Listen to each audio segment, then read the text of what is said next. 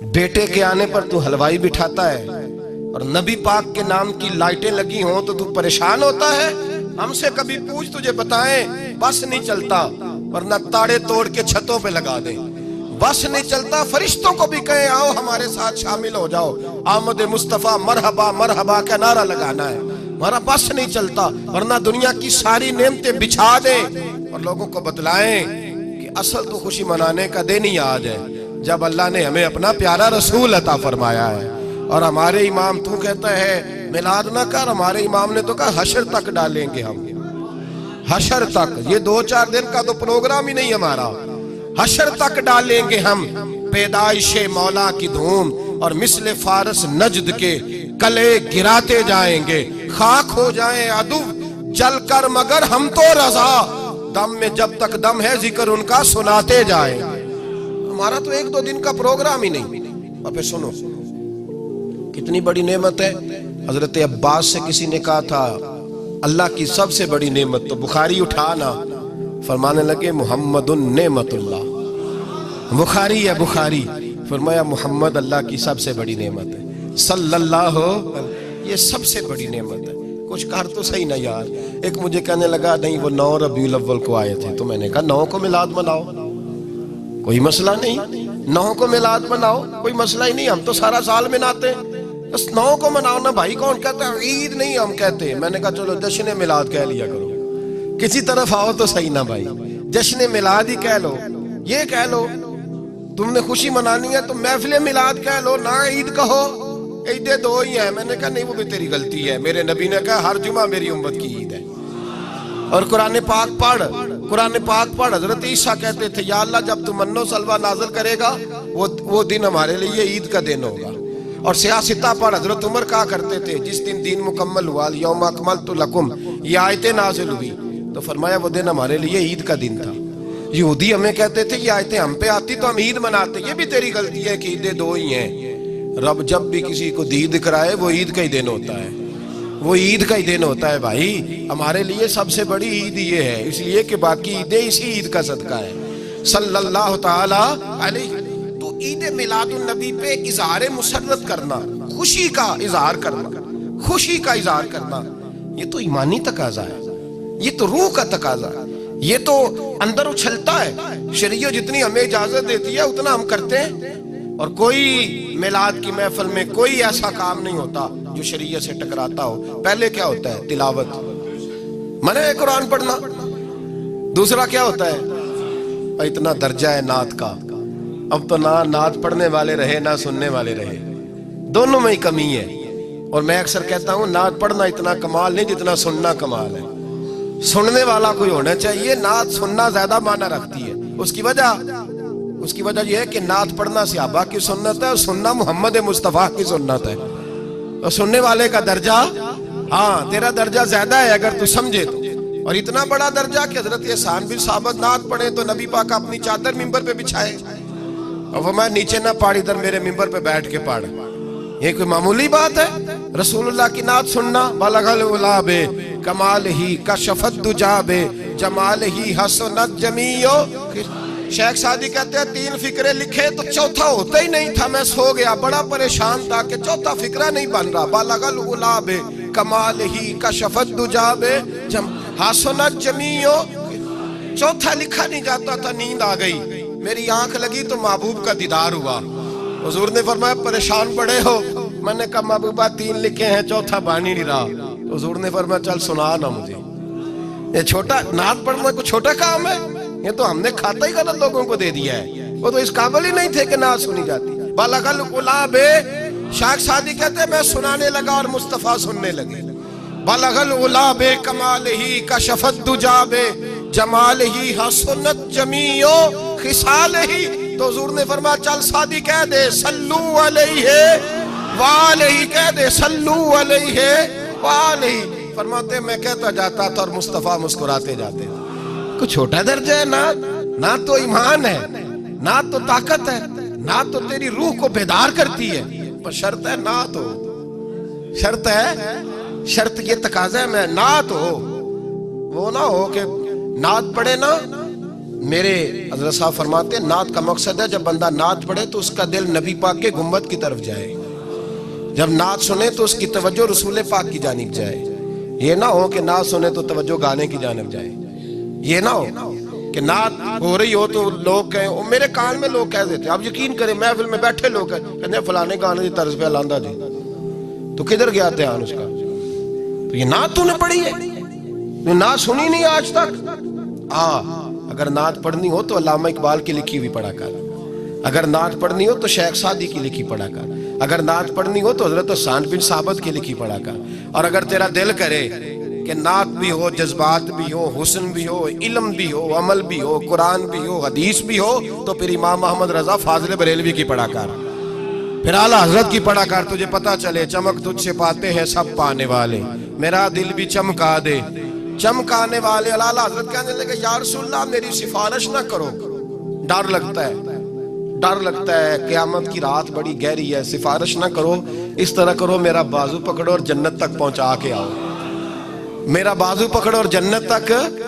कहते मैं मुजरिम हूँ आका मुझे साथ ले लो। सोनिया ना डर लगता है। वो बच्चा कहता मैंने नहीं बाहर जाना, अंधेरी रात है, अब्बा जी नाल चलो।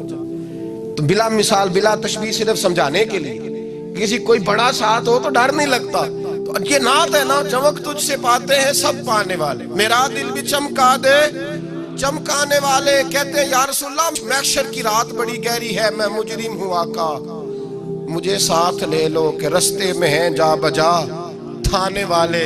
सोने जुर्म करके आया हूं और पकड़ा ना जाऊं कहीं, मेहरबानी कर मुझे पर्दों में छुपा ले, मुझे मुदस्सर और मुजम्मल की चादर के नीचे कर ले, मैं मुजरिम हूँ आका मुझे साथ ले लो कि रस्ते में है जा बजा थाने वाले। और फिर तड़प उठे, कहने लगे कोई ये ना समझे वो चले गए, तू जिंदा है वल्लाह, तू जिंदा है वल्लाह, मेरी चश्मे आलम से छुप जाने वाले, मेरी चश्मे आलम से छुप जाने। तो भाई नात हो, नात जो उसका मेयार हो, उस मेयार की नात। ये कोई तरीका नहीं कि दो बंदे ताफ लेके आ गए, चार उसके साथ नात खां साहब आए, नमाज घर पढ़ आए, घर जाके दोबारा पढ़ेंगे। और मैं बात अभी अर्ज करूंगा, मुझे ये मजमून मुकम्मल करने दे, फिर तकाज़ों पे आता हूँ। महफिल मिलाद तो रसूलुल्लाह के आने का शुक्र है।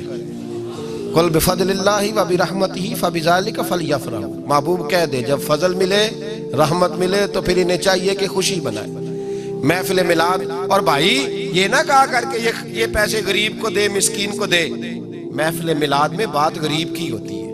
हम बताते हैं कि ये वो दिन है जिस दिन आके मेरे नबी ने बेवा की बात की है, गरीब मिस्कीन लाचार गरीब की बात की। ये महफिल मिलाद गरीबों के जलसे का नाम है। आला हज़रत फरमाते हैं हम गरीबों के आका पे बेहद दुरूद, हम फकीरों की सरवत पे लाखों सलाम।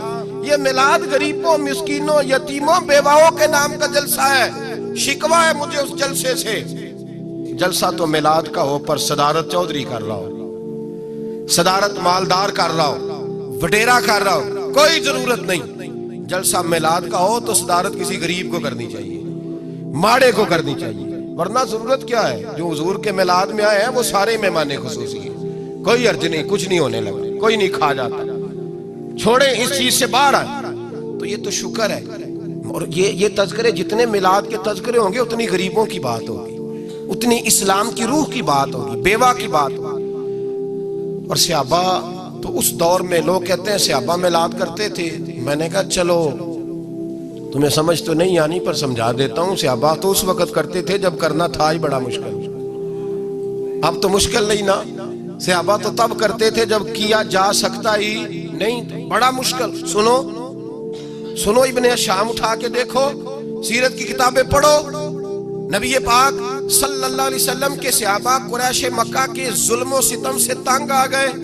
हुजूर ने बाज मजबूरों बेकसों को इजाजत दे दी, हबशा हिजरत कर दी, हबशा चले गए। हबशा जब पहुंचे तो उनमें हजरत जाफर तैयार भी थे, हजरत अली के भाई, और एक गिरोह था पूरा सहाबा का जो हबशा गया। कुरैश मक्का ने वहां पर भी आराम से ना बैठने दिया। पीछे से कुछ सरदार गए, जाके छेड़ा, कहा ये हमारे भागे हुए गुलाम है, हमारे बुतों को बुरा कहते हैं, नया दीन इन्होंने अख्स कर लिया है, हमारे हवाले कर दो। हजरत जाफर तैयार कहते हैं नजाशी बादशाह ने हमें बुलाया, कुछ लोग मेरे दोस्त मशवरा देने लगे जरा हल्की फुल्की बात करना। कहते मैंने कहा मैं हल्की क्यों करूंगा, मैं तो खुल के करूंगा, खुल के मुस्तफा के तज़किरे हशर तक डालेंगे हम, हशर तक प्रोग्राम बताया, हशर तक डालेंगे हम। पैदाइशे मौला की धूम, दम में जब तक दम है जिक्र उनका सुनाते जाएंगे। फरमाया मैं हल्की बात नहीं। हजरत जाफर ने नजाशी बादशाह के दरबार में खड़े हुए, इस्लाम की गुर्बतों का आलम, गुर्बतों का, अभी मक्के में रहने को जगह नहीं, मक्के वाले सताते, मदीने हिजरत हुई नहीं, हबशा गए तो वहां पहले ही काफिर पीछे पहुंच गए। इतने कठिन हालात, इतने बुरे और कड़े वक्त में नजाशी के दरबार में जब नजाशी बादशाह ने जनाब जाफर से पूछा कि ये कहते हैं तुमने दीन बदल लिया है, तुम बागी हो गए हो, नए रास्ते पे लागो, बताओ।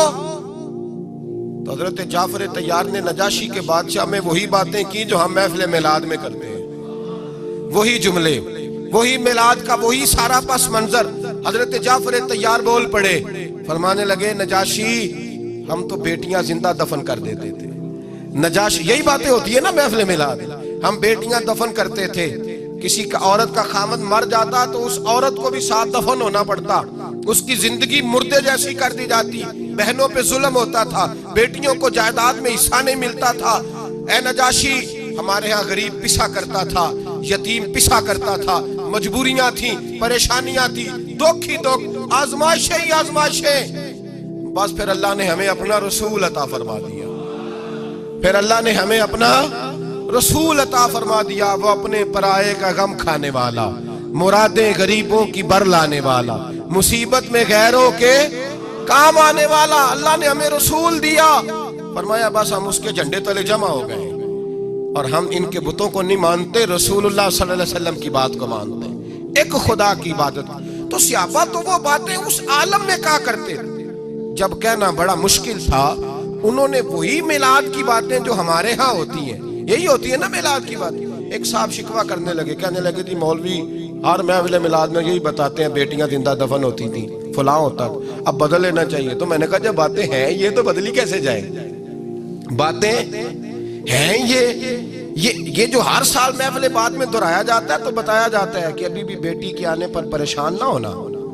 और बेटी तो अब भी दफन होती है ना कई कई रंग में, कोई जायदाद के नीचे दब जाती है, कोई सास ससुर के जुल्म के नीचे दब जाती है, कोई जेवर के बोझ में दब जाती है, कोई जहेज के मुतालबे में। तो बेटियां तो दफन हो रही हैं अभी, इसलिए हम मिलाद ज्यादा मनाते हैं ताकि बेटियां आजाद हो जाएं।